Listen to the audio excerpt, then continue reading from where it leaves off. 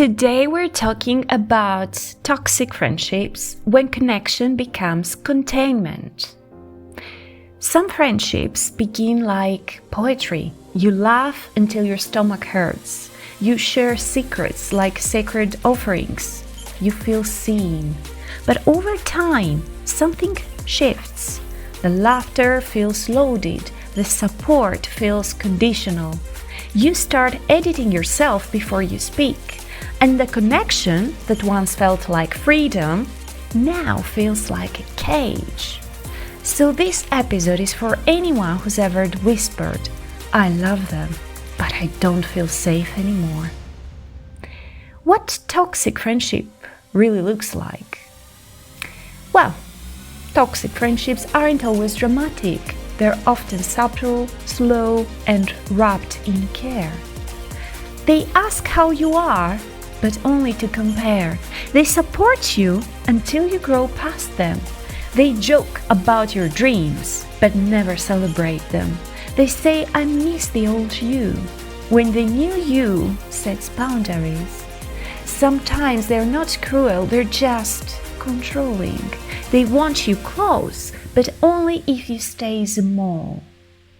You leave the conversation feeling drained, not because you argued, but because you had to shrink to fit. And this is containment.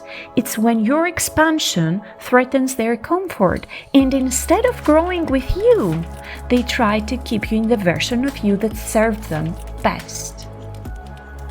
Why we stay? Well, we stay because of history, because they were there during the breakup, the illness, the chaos, because we confuse loyalty with emotional debt.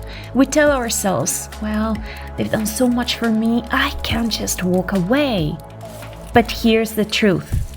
Connection without freedom is not friendship.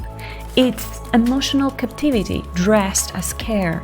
You're allowed to outgrow people. You're allowed to want relationships that breathe. Signs you're outgrowing the dynamic. You feel anxious before meeting them. You rehearse your words to avoid triggering their jealousy. You leave feeling guilty, not grounded. You're always the listener, never the one heard. You celebrate their wins, but they go silent on yours. Friendship should feel like breath, not like holding it in. And if you started to feel like you're betraying yourself just to keep the peace, well, that's not friendship. That's emotional self-abandonment. Healing and releasing. What can we do? Well, you don't have to end it with drama. You can end it with ritual. Write a letter you'll never send. Light a candle and name what you're releasing. Plant something new. Speak your truth out loud, even if they never hear it.